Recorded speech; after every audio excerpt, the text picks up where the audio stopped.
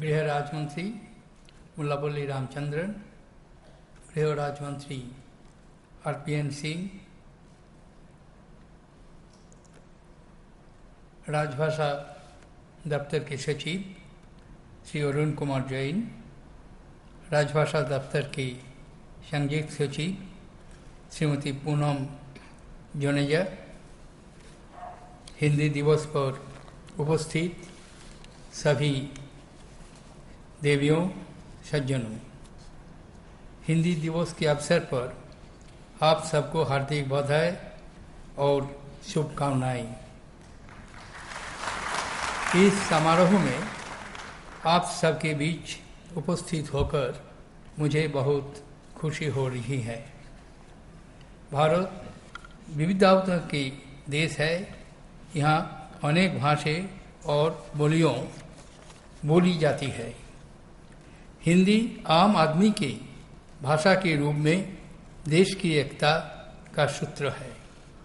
महात्मा गांधी, लोकमान्य तिलक, सुभाष चंद्र बोस, राजगोपालाचारी, पंडित जवाहरलाल नेहरू, मौलाना आजाद, सरदार वल्लभ भाई पटेल जैसे महान राष्ट्र निर्माताओं ने हिंदी के माध्यम से आज़ादी की लड़ाई लड़ी थी। महान नेता आचार्य केशव चंद्र सेन ने सन 1875 में ही सुलभ समाचार में लिखा था, अपनी बात को इस देश में आखिरी व्यक्ति तक पहुंचाने का सरलतम मार्ग है हिंदी, क्योंकि हिंदी भारत के जन सामान्य की आत्मा में बसती है।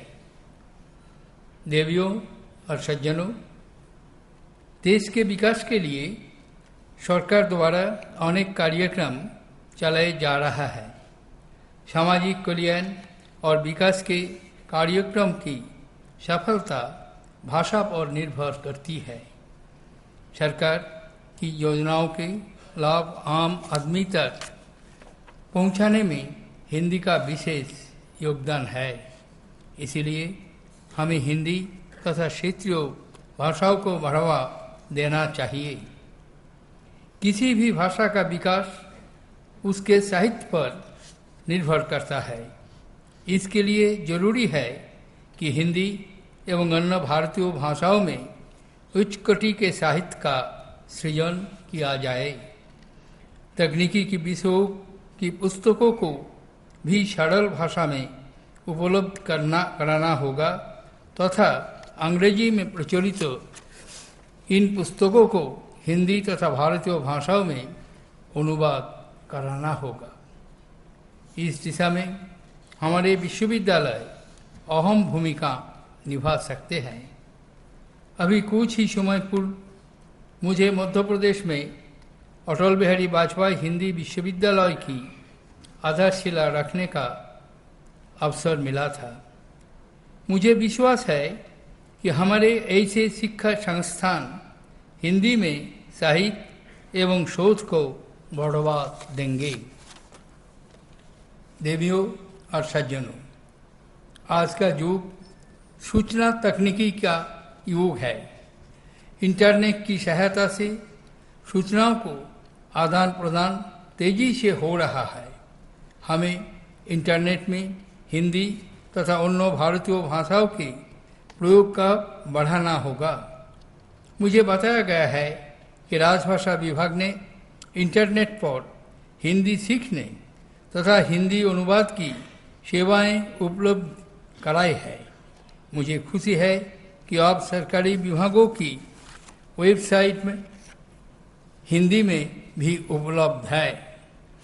मुझे उम्मीद है कि भविष्य में इंटरनेट के माध्यम से हिंदी को अंतर्राष्ट्रीय स्तर पर बढ़ावा देने के लिए हम और अधिक प्रयास करेंगे।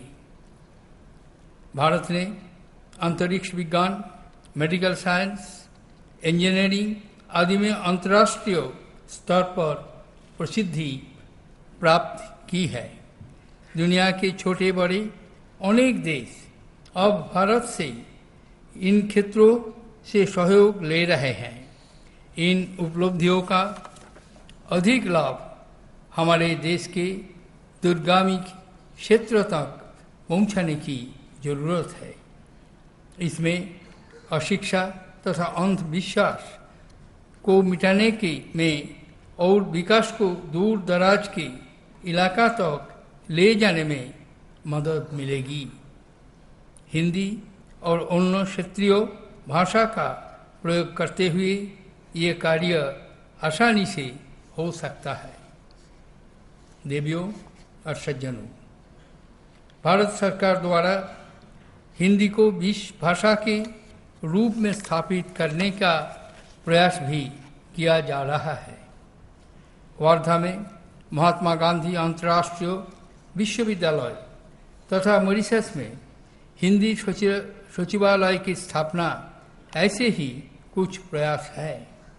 विदेशों में बसे भारतीय मूल के प्रवासियों द्वारा भी हिंदी को विश्व भाषा बनाने का दिशा में सहयोग दिया जा रहा है।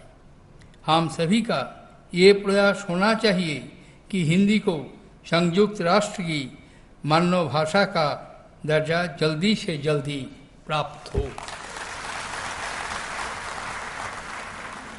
अंत में मैं सभी पुरस्कार विजेताओं को उनकी उपलब्धियों के लिए बधाई देता हूँ।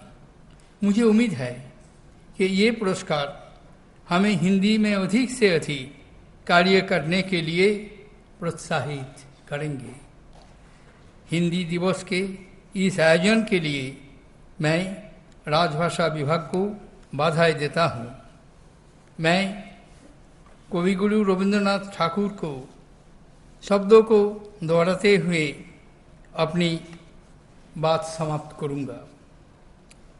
गुरुदेव ने कहा था, भारत की सब प्रांतीय बोलियां अपने घर में रानी बनकर रहे और आधुनिक भाषाओं के हार की मध्यमानी हिंदी भारती होकर विराजित रहे। धन्यवाद। जय हिंद।